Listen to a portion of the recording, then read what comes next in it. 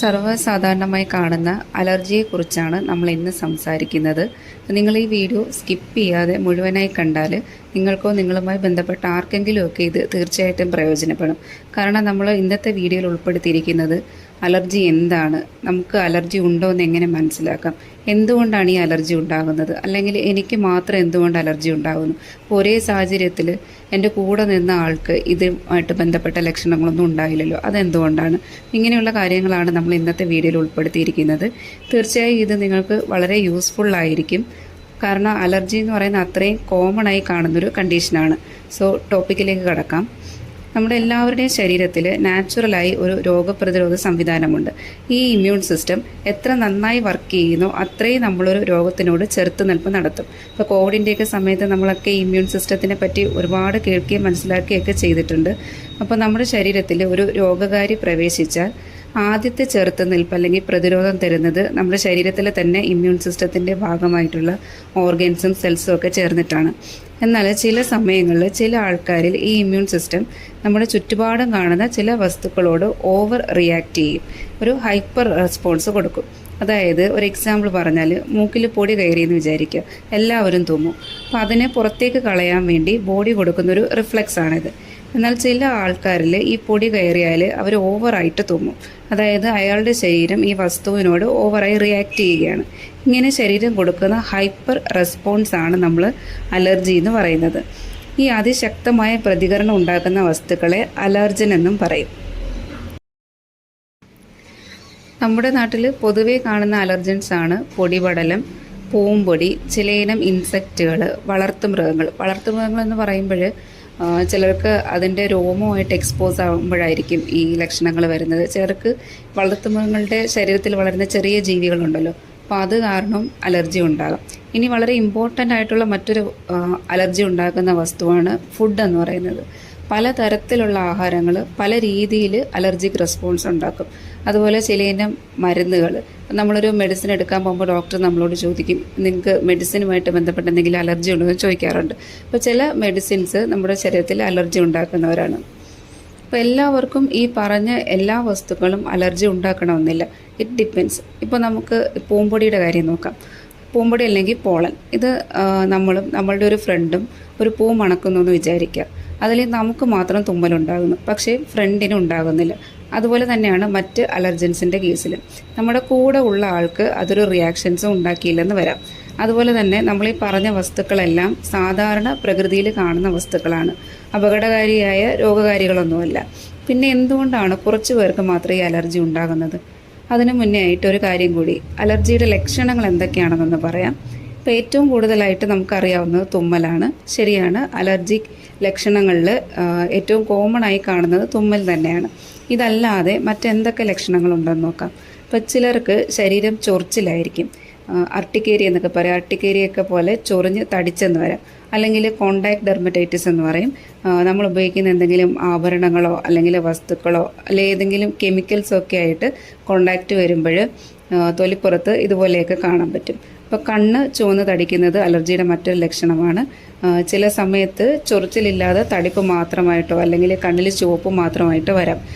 പിന്നെ കോമൺ ആയിട്ട് നമ്മൾ കാണുന്ന മൂക്കൊലിപ്പ്, തുമ്മൽ, മൂക്കടപ്പ്, ചുമ, ഇത് പിന്നീട് ആസ്മയിലേക്ക് പോകാം.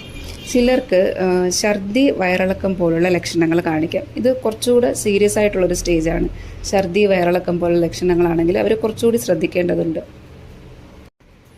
എപ്പോഴും ശ്രദ്ധിക്കുക, ഈ ലക്ഷണങ്ങൾ അലർജിയുടേതാണെങ്കിൽ അതിന് പിന്നിലൊരു അലർജൻ ഉണ്ടായിരിക്കും. സാധാരണഗതിയിൽ നമ്മൾ ഹാംലെസ് ആയി കരുതുന്ന ഒരു വസ്തുക്കളിൽ ഏതെങ്കിലും ആകാം. ഒരു ഡോക്ടറിന് അലർജൻ ഇന്നതായിരിക്കും, അതായത് നിങ്ങൾ പറയുന്ന ലക്ഷണങ്ങളും സാഹചര്യവും വെച്ച് ഇന്നതായിരിക്കും എന്നൊരു പോസിബിലിറ്റി പറയാനേ സാധിക്കും. അല്ലെങ്കിൽ പിന്നീട് അലർജി ടെസ്റ്റുകൾ ചെയ്യണം. ഇപ്പം നമ്മൾ IgE ബ്ലഡിൽ നോക്കാറുണ്ട്. അല്ലെങ്കിൽ ഓരോ വസ്തുക്കളും ഒരു പോസിബിലിറ്റി വെച്ചിട്ട് അലർജി ഉണ്ടാകാൻ സാധ്യതയുള്ള ഓരോ വസ്തുക്കളെ ആയിട്ട് ടെസ്റ്റ് ചെയ്ത് നോക്കണം. എന്നാൽ ഈ ലക്ഷണങ്ങൾ ഏത് സാഹചര്യത്തിൽ റിപ്പീറ്റായി വരുന്നു എന്ന് കൃത്യമായി നിരീക്ഷിച്ചാൽ അലർജി ഉള്ള ഒരാൾക്ക് ഈ വസ്തുവിനെ ഐഡൻറ്റിഫൈ ചെയ്യാനും കൂടുതൽ ബുദ്ധിമുട്ടുണ്ടാക്കാതെ ഒഴിവാക്കാനും സാധിക്കും. സോ എന്തുകൊണ്ടാണ് ചിലർക്ക് മാത്രം ഈ അലർജി ഉണ്ടാകുന്നതെന്ന് പറയാം. നോക്കുക, ഒരു സാധാരണ കുട്ടി അവൻ്റെ എൻവയോൺമെൻറ്റുമായി ഇടപഴകി വളരുന്നുവെന്ന് വിചാരിക്കുക. അതായത് മണ്ണിലൊക്കെ കളിച്ച് പൂക്കളുമായിട്ടൊക്കെ കോണ്ടാക്റ്റ് വന്ന് അങ്ങനെ വളരുന്നുവെന്ന് വിചാരിക്കുക. ആ കുട്ടിയെ സംബന്ധിച്ചിട്ട് അവന് പിന്നീട് ഭാവിയിൽ അലർജി ഉണ്ടാകാനുള്ള സാധ്യത വളരെ കുറവാണ്.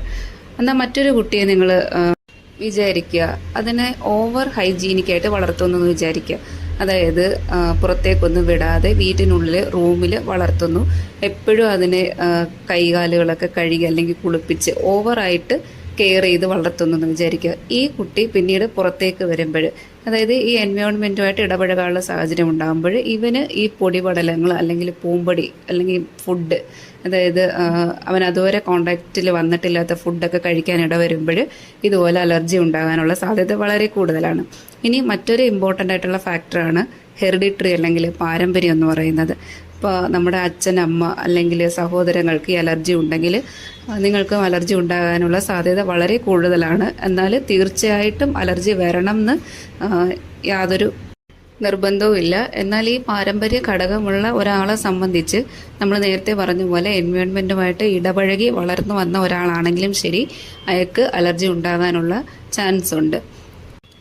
ഇപ്പോഴത്തെ ഒരു കാലഘട്ടത്തിൽ എല്ലാവരും അകത്തിരുന്ന് വർക്ക് ചെയ്യുന്നവരാണ്. അപ്പം അങ്ങനെയുള്ളവർ പുറത്തേക്ക് എക്സ്പോസ്ഡ് ആകുമ്പോഴാണ് ഈ അലർജിയുടെ ലക്ഷണങ്ങൾ കാണിച്ചു തുടങ്ങുന്നത്. അപ്പം അലർജിയെ നിസ്സാര കാരണമായിട്ട് കാണരുത്. അലർജി നീണ്ടു പോകുന്നതിനോടൊപ്പം തന്നെ ഈ പറയുന്ന ലക്ഷണങ്ങളും കൂടി ഉണ്ടെങ്കിൽ നിങ്ങൾ ശ്രദ്ധിക്കണം. അത് ഒരുപാട് ഡേഞ്ചറസ് ആയിട്ടുള്ള കണ്ടീഷൻസിലേക്ക് പോകാം. ഇപ്പോൾ BP കുറയുന്നു, അല്ലെങ്കിൽ നിർത്താതെ ചുമയോ തുമ്മലോ ഒക്കെ ഉണ്ടാകുന്നു, അതിനെ തുടർന്ന് ശ്വാസം മുട്ട്. അതിനുശേഷം നമ്മൾ ആർട്ടിക്കേരിയ എന്ന് പറയുന്നൊരു കണ്ടീഷൻ പറഞ്ഞു. ശരീരത്തിൽ ഇതുപോലെ ചൊറിഞ്ഞ് തടിച്ച് വരുന്നൊരു കണ്ടീഷനാണ്. ഈ ആർട്ടിക്കേരിയ ശരീരത്തിൽ പുറമേ കാണുന്നത് കൂടാതെ നമ്മുടെ ലാരിങ്സിൽ ഉള്ളിൽ വരാനായിട്ട് സാധ്യതയുണ്ട്. അങ്ങനെ വരുന്ന സമയത്ത് അത് കുറച്ചുകൂടെ ക്രിട്ടിക്കലായിട്ടുള്ള കണ്ടീഷനാണ്.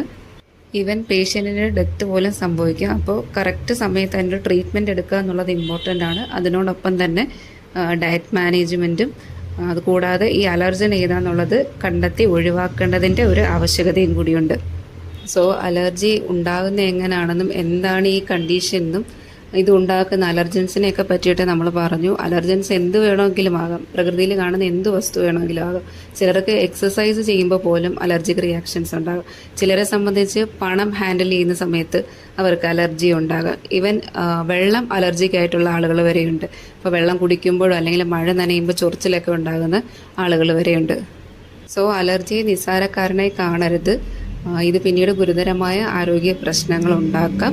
അപ്പോൾ അലർജിയെ പറ്റി ഏകദേശം കാര്യങ്ങളൊക്കെ ഇതിനകത്ത് ഉൾക്കൊള്ളിച്ചിട്ടുണ്ട്. എങ്ങനെയാണ് ഉണ്ടാകുന്നതെന്നും എന്തുകൊണ്ടാണ് ഉണ്ടാകുന്നതെന്നൊക്കെ പറഞ്ഞിട്ടുണ്ട്.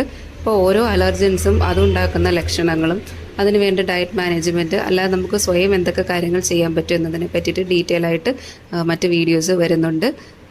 പറഞ്ഞ കാര്യങ്ങളിൽ നിന്ന് സ്വയം നിരീക്ഷിച്ച് നിങ്ങളിൽ ഈ അലർജിയുടെ ലക്ഷണങ്ങൾ ഉണ്ടോ എന്ന് മനസ്സിലാക്കി അടുത്തുള്ളൊരു ഡോക്ടറെ കൺസൾട്ട് ചെയ്തൊരു ട്രീറ്റ്മെൻറ്റ് പ്ലാൻ സെറ്റ് ചെയ്യുക. സ്വയം ചികിത്സിക്കാതിരിക്കുക.